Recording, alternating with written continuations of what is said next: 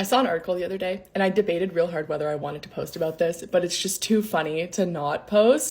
Do yourself a favor and Google unvaccinated drivers and read any one of the number of articles about the study that was done because it is so funny. Are people who are unvaccinated more likely to get in a car accident? The article that I saw, and I can't find the exact one, it was titled like, people who refuse to get the vaccine are more likely to end up in car accidents. It was something like that. Like, it was so clickbaity, and I was like, there's no way. Who studied this? Who looked into this? Like, I gotta know more. So this study found that people who are unvaccinated are 72% more likely to end up in a car accident. Now, this is a prime example of causation versus correlation. Obviously, the being unvaccinated does not cause car accidents, but just listen to this. Now, to be fair, those are the numbers the researchers crunched, but they're not saying the vaccine itself determines whether you're going to make it to your destination without an incident.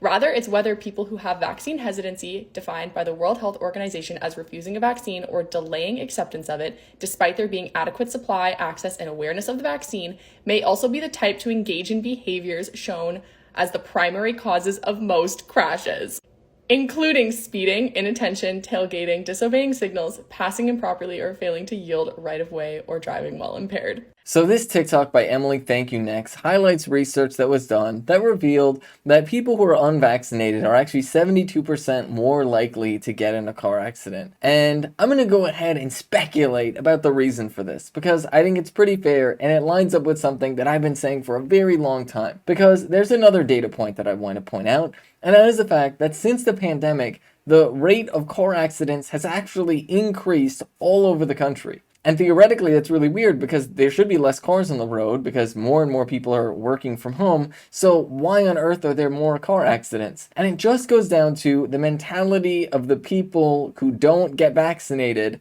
and the mentality of people who are terrible drivers. Now, I've been saying this for a while, that when the rate of car accidents increased as a result of the pandemic and less people being on the roads, my speculation was that it was these Republicans that saw that there were less people on the roads and took that as an opportunity to drive recklessly. When you pair it with the fact that so many of them were deeply outraged that for 1 month, like 2 years ago, they couldn't go to Chili's every weekend, and so they had to get all that pent-up rage out by speeding down the highway, that would lead to a lot of car accidents. Now, at that point in time, I was living in rural Minnesota, and I could quite literally see and hear the trucks with Trump stickers on them doing exactly this. It seemed that both these people are incredibly selfish and short-minded and unwilling to do things that might make life safer or more convenient for other people. These are people who have main character syndrome. And part of this main character syndrome is not only thinking that you're immune from bad things happening to you, but it's also not doing anything that would inconvenience you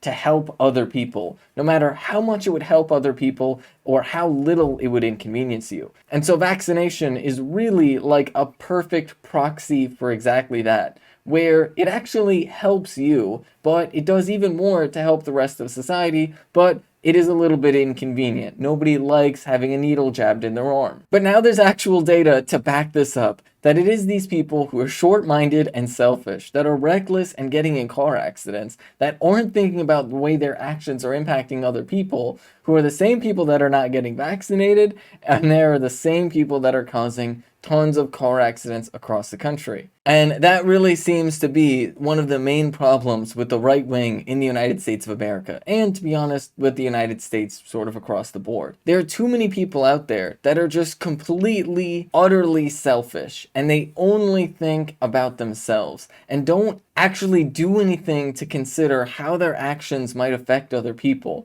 And if they do, they don't care how their actions would affect other people. So it's no surprise that those same types of people would engage in the behaviors that would be very likely to cause car accidents. And especially when you add the extra layer on top of it, that a lot of these people buy these like giant trucks, and especially in the winter, think they can get away with doing a lot more than their vehicle is actually capable of. I remember at one point in time, I, out of sheer coincidence, had to drive in the same direction as where a Trump rally was. And I swear, there was a car accident like every 5 miles for like 30 minutes. And it was all people with these Trump bumper stickers and these huge trucks. I know that's anecdotal evidence, but I think plenty of us have seen an example of this in real life. These Trump-toting chuds and their giant trucks driving around recklessly, putting people in danger needlessly, and also refusing to get the vaccine. And granted, that's anecdotal evidence, but it fits with a trend, and the data definitely supports it.